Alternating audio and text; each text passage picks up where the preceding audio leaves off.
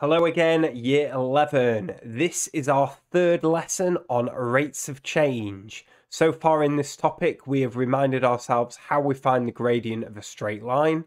We then, last lesson, started to look at curves, and we found the average rate of change by joining 2 points together and finding the gradient of that chord.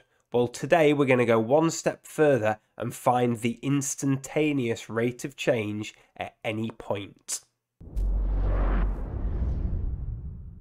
So just to remind ourselves, we've said for functions that aren't linear, in other words curves, the gradient is constantly changing. Today I said we are going to find the instantaneous rate of change. So that is the rate of change at a very specific point. And the way that we'll do this today is we will draw a tangent at that point. Now, obviously, this is going to bring in a little bit of margin of error. Everybody's tangent will be in a slightly different place.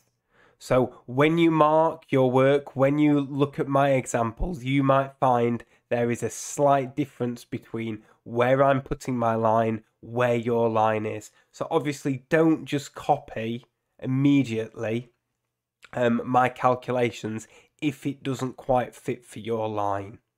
So we're going to talk about how you get your tangent line in the most accurate position as possible. I will only talk this through with you once, and then I will assume you will do it for the rest of your curves. So I hope you've managed to print out the sheet. It's going to be a little bit awkward today, I'm afraid, if you haven't printed out the sheet. Now, when you approach trying to draw a tangent in to a given point, there is a little bit of skill involved. It's not just a case of whacking a line in. We need to think about where that line's going to go. It's really helpful if you've actually got a transparent ruler, one that you can actually see through. I want you to imagine that you've got your curve, and your curve has a convex side and a concave side. Okay? This side of the curve, where it goes in, is the concaved part. Some people often remember this. Caves are entrances that go in. So it's where it kind of goes in. And the convex is the other side. Now, if you want to get your tangent in a good spot, you always want to approach with your ruler from the concaved side. And you slowly move your ruler towards the curve at the point that you're trying to do. So I've said we're going to try doing this, and we're going to calculate the instantaneous acceleration at 4 seconds. So I'm going to move towards this point with my ruler from this side of the curve. You can see I've got a little bit closer with my ruler now, and this curve is still sticking out. Okay, remember that was the point 4 we were trying to do. Now you want to get to a position, and I'm going to do this slightly away from the curve, where you can just see the curve poking through from the other side of your ruler.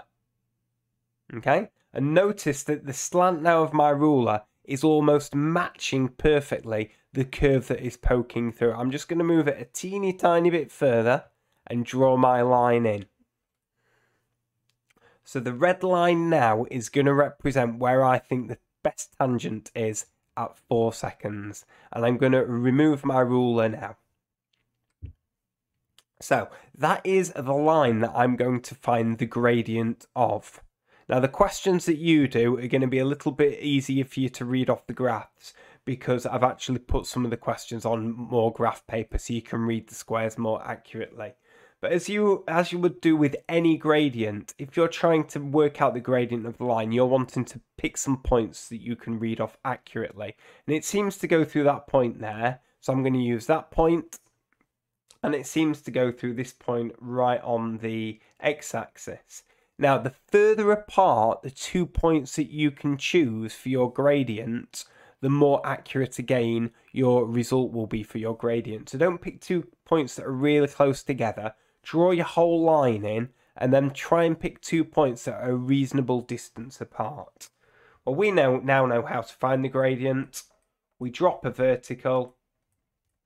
We put in our horizontal. We work out the difference. So the difference in the y is 3. And the difference in the x between 1.5 and 9 is 7.5. So I can work out my instantaneous acceleration at 4 seconds by working out the gradient now of this tangent.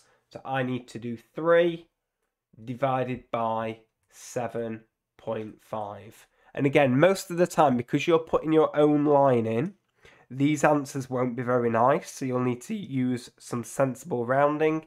But this one has come out as a nice answer of 0.4, and this was an acceleration, so it was meters per second squared. Okay, let's do the exact same thing again on the same graph, but at 7 seconds.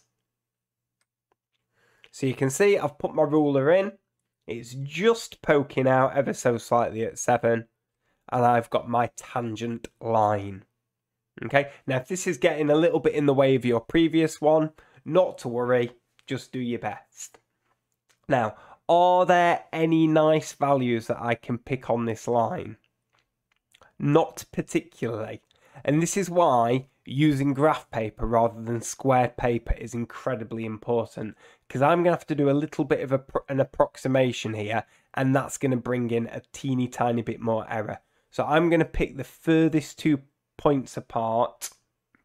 I think I'm going to pick that, and that way I'm going to minimize my error. So yeah, graph paper, definitely the way forward. Well, certainly the horizontal distance isn't going to be too bad to do, because it's from 4.5 to 10, so that is 5.5. But I'm going to approximate that at about 6.4, and I'm going to approximate that at about 0.2. So the difference in my y is 6.2. So that's not very accurate using squares. So if I'm going to work out the gradient here, okay, I now need to do 6.2 divided by 5.5. Now this is a steeper line than at 4 seconds, so I would be expecting the gradient, the acceleration to be higher. So my gradient is 6.2 divided by 5.5. I'll do that on my calculator. It's a nice recurring decimal, but I'm going to round this to 2 decimal places, so it's 1.13 meters per second squared to 2 decimal places. Let's look at one final example. So you might recall we had this plain question from last lesson. I have recycled the graphs. It was so much quicker in terms of creating some resources. And we're finding the instantaneous rate of change at 45 minutes. So you can see I've already put my ruler where I think is the best place. There was a reason why I picked 45 minutes. It's because I thought the gradient at 45 minutes instantaneously looked quite nice. So I'm just going to remove my ruler. And this to me looked like almost a perfect diagonal. So I'm just going to pick this point here. I'm going to pick this point down here. Again, remember what I said. If you can get the points as far apart as possible, you'll have a little bit more accuracy in your result. Also, you should be using a ruler. That goes without saying. So the distance, the difference in the x along the bottom is from 15 to 95, so I think that it's 80. And the difference in the y, each little square is worth 2,000, so let's count the number of little squares. 16 lots of 2,000, I think, is 32,000. So my gradient here, let's remember it's a negative gradient, so we'll drop a minus sign in there. It's 32,000 divided by 80, and I can easily do that in my head. 8 into 32 goes 4 times, so it's minus 400 feet per minute. So there are some questions for you to try from my question sheet. So please go back to my instructions and make sure, if you can, print that out.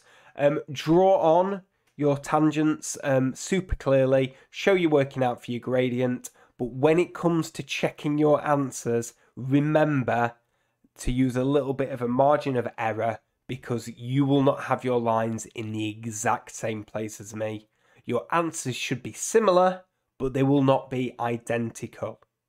As always, if there's any problem with today's work, you can contact me in the Ask the Teacher channel.